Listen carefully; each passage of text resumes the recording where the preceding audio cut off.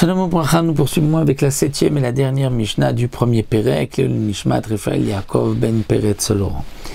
Atemed, Achelo Ichmitz, Enonikach, Bekesef Maaser. La Mishnah vient nous dire ici le Temed. Le Temed, c'est quoi? C'est lorsqu'on prend des résidus de raisin après avoir pressé le raisin, il y a les peaux, les pépins, et on va les faire tremper dans de l'eau. Et ensuite, on récupère une boisson qui a un peu le goût du vin. C'est ce qu'on appelle le Temed. Et le Temed, nous dit ici le Barthénora, donc de l'eau qu'on a mis sur des pépins, sur les peaux. C'est dans le cas, comme nous dit ici le Barthénora, où on a mis 3/4 d'eau et qu'on a récupéré 4. Donc c'est sûr que c'est du vin, ça a le statut de vin. C'est-à-dire que si ce qu'on a récupéré après avoir fait tremper ou faire passer par les pépins, on a récupéré donc 4 mesures, on avait mis 3 mesures d'eau et on récupère 4, c'est qu'il y a une mesure de vin. Pour 3 mesures d'eau, c'est considéré comme du vin coupé et c'est du vin. Et donc, dans ce cas-là, on pourra l'acheter avec l'argent du maaser. L'argent du maaser, c'est lorsque nous avons fait des prélèvements du maaser chéni et qu'on va transférer la gdoucha du maaser chéni sur de l'argent, qu'on va ensuite monter cet argent à Yerushalayim, mais on doit acheter quelque chose qui ne se consomme pas de l'eau, donc du vin ou de la récolte. Donc si on peut acheter avec cela cette boisson, c'est que c'est considéré comme du vin. Et donc, dans ce cas-là, on ne parle pas qu'il y avait donc 3 mesures qu'on a récupéré 4, parce que là c'est sûr que c'est du vin. On parle ici qu'on a mis 3 mesures, on récupère 3 mesures ou un peu plus, un peu moins. Et donc dans ce cas-là, quel est le statut de cette boisson? Est-ce que c'est du vin ou de l'eau? Alors la Mishnah nous dit, tant que ça n'a pas fermenté, c'est de l'eau. Et donc, on ne pourra pas acheter avec l'argent du maaser, puisqu'on ne peut pas acheter de l'eau avec l'argent du maaser. Mais puisque ça n'a pas le statut de vin, donc c'est de l'eau, possède et amigvé. C'est-à-dire, s'il y a l'équivalent de 3 logs, un log c'est à peu près 600 millilitres, d'après Remnei 345-350 millilitres, donc qui sont avant que le mikvé était de 40 CA soit kasher, s'il y a eu 3 lugim de maïm shuvim, donc 3 fois 600 millilitres, à ce moment-là, le mikvé devient pasoul midera banane parce que c'est de l'eau. Mais miché ichmitz, lorsqu'il a fermenté, à ce moment-là, c'est considéré comme du vin. Donc, nikar bekesef maaser, on peut l'acheter avec l'argent du maaser. Veno possède un mikvé, si c'est tombé dans le mikvé avant qu'il y ait eu les 40 CA, ça ne rend pas pasoul le mikvé parce que le vin ne rend pas pasoul le mikvé. C'est seulement l'eau de maïm shuvim, de l'eau qui a été puisée, que les Khamim ont dit que ça rend pas sous le mikvé si on a mis dans le mikvé 3 lugim avant d'avoir rempli complètement le mikvé, d'avoir mis les 40 CA, la quantité du mikvé. Si on a déjà mis les 40 CA du mikvé et qu'ensuite on rajoute de l'eau puisée, de l'eau du robinet, ça ne rend pas sous le mikvé. Le mikvé reste caché. Là on parle lorsqu'on avait rajouté cette eau avant qu'il y ait 40 CA. La Mishnah continue.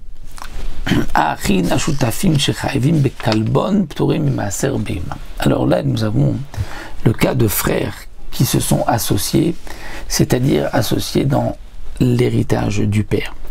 Et là, nous parlons de 2 halachot. Nous avons une halakha concernant le machatzit shekel et donc le kalbon. Et nous avons une halakha concernant le maaser behema.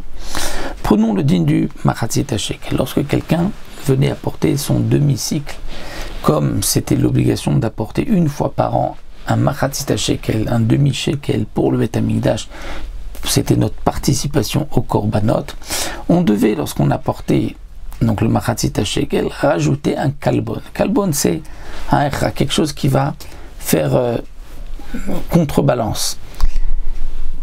C'est-à-dire qu'on va mettre une pièce sur une balance pour être sûr que c'est un machatzit shekel, puis on rajoute un petit quelque chose pour être sûr que ça y est, on a dépassé, c'est sûr qu'on est arrivé au machatzit shekel de la Torah. Cette obligation de rajouter le kalbon, donc un petit quelque chose au machatzit shekel, c'est lorsque j'apporte moi-même mon machatzit shekel. Mais si j'apporte un machatzit shekel pour quelqu'un d'autre, à ce moment-là, je ne suis pas obligé de rajouter le kalbon. Autre dîne. Lorsque j'ai des animaux, les animaux qui ont mis naissance, donc les bêtes qui sont nées cette année, je vais compter 9 et la 10e, elle va être destinée Maaser Behema. Mais là, il y a une condition. Il ne faut pas que ce soit en association. J'ai une obligation de Maaser Behema que si les bêtes m'appartiennent à moi uniquement. Si j'ai une association, je ne suis pas tout. Et donc c'est ce que la Mishnah va nous dire ici concernant les associés, les frères. Achim et Shutafim, les frères associés dans l'héritage du père. Chez Chaevim be Kalbon, lorsqu'ils ont une obligation du Kalbon, alors ils sont Pturim Maaser Behema, dispensés du Maaser Behema. C'est-à-dire les frères, dit le Barthénora, qui ont partagé les biens du père, mais qui ensuite se sont associés. Ils ont une obligation de Kalbon, puisque c'est comme si chacun apporte son propre Machatzit Shekel. Puisque ils apportent ensemble un shekel et que pour les deux c'est chacun un demi, donc ils doivent rajouter 2 kalbon, puisque chacun apporte son machatzit shekel.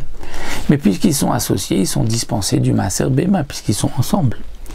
Mais lorsqu'ils sont chaevim be maaser behema, c'est-à-dire s'ils n'avaient pas partagé les biens du père et ils gardent, on appelle tfusat habayit, c'est-à-dire c'est comme si le père était encore là et eux vont gérer les biens du père et vont se partager les bénéfices. Lorsque ils amènent le machatzit shekel, ils sont dispensés du kalbon. C'est un peu comme si le père paye pour eux. Mais ils sont chaevim be maaser behema parce que c'est comme s'il y avait un seul propriétaire. Donc ça c'est le din que la Mishnah va nous enseigner ici. Autre din concernant une petite fille. Nous savons que le père peut vendre sa fille jusqu'à l'âge de 12 ans. Il peut la vendre comme esclave. C'est vrai que ça paraît un peu difficile à comprendre pourquoi on va vendre sa fille, mais n'oublions pas que c'était un souci de la Torah pour une petite fille qui n'avait pas de quoi manger, que le père pouvait la vendre afin qu'elle puisse ensuite épouser le maître et qu'elle puisse avoir une situation durable. Et donc ici la Mishnah vient nous dire Kol makom sheyesh mecher, lorsque un homme peut vendre sa fille, c'est-à-dire qu'elle est ktana, elle a moins de 12 ans, en knas, si la fille avant l'âge de 12 ans a été violée ou séduite, il n'y a pas de knas d'obligation de payer les 50 shkalim au père, puisque dans la Torah c'est marqué à propos d'une nahara, d'une jeune fille, donc entre 12 ans et 12 ans et demi. Donc ici la Mishnah vient nous dire ce qui est marqué le knas de la Torah pour une nahara, ça ne s'applique pas lorsqu'elle est ktana, qu'elle a moins de 12 ans. Donc lorsque le père peut vendre sa fille, il n'y a pas de knas, puisqu'elle n'est pas nahara. Donc si elle se fait violer, le père ne recevra pas les 50 shkalim. Comme chez knas, lorsqu'il y a knas, c'est-à-dire qu'elle est nahara, elle ne peut plus la vendre, puisque ça y est, elle a déjà passé les 12 ans.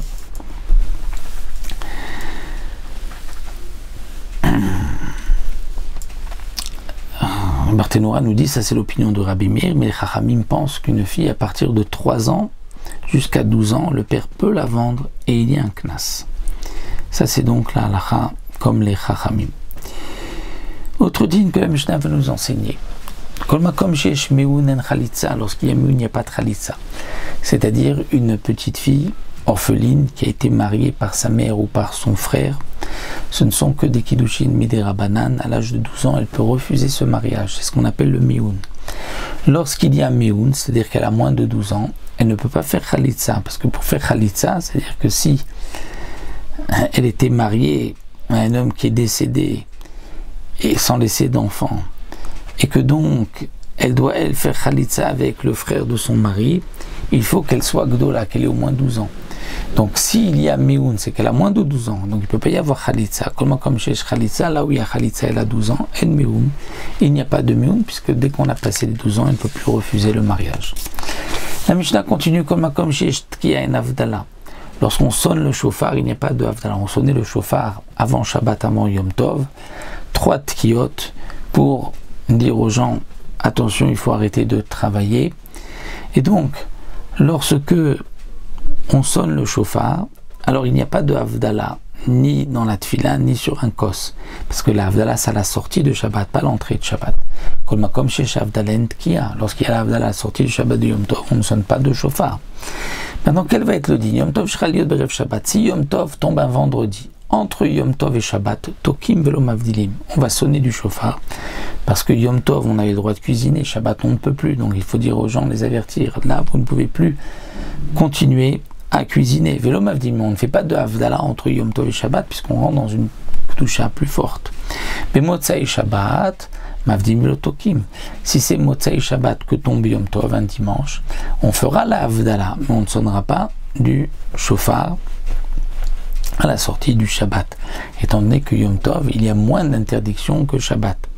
Ketzad Mavdilim, comment on procède à la Havdalah? À Mavdil ben Kodesh les Kodesh. On dira Mavdil entre Kodesh et Kodesh, Shabbat et Yom Tov. Rabbi Dosa Omer, on dira ben Kodesh Chamour les Kodesh Akal, entre le Kodesh Chamour Shabbat et le Kodesh Kal plus léger. Mais la halakha n'est pas comme Rabbi Dosa, étant donné que on ne veut pas appeler Yom Tov un Kodesh Kal, sinon on risque ensuite de négliger la Kedusha de Yom Tov, donc on dira Ben Kodesh les Kodesh. Donc si plus haut, dans les Mishnah précédentes, on parlait donc de deux sortes différentes, lorsqu'il y avait pour l'un, il n'y avait pas pour l'autre, là on parle de la même personne, comme nous avons vu la fille à tel âge, il y a Knas, il y a Mecher, ou à tel âge il y a Mioun, il y a Khalitza, et donc voyons, lorsqu'il y a l'un, il n'y a pas l'autre, ça comme la Mishnah donc, nous l'avait enseigné, nous reviendrons Bezrat Hashem Modim de Shrita dans le deuxième période.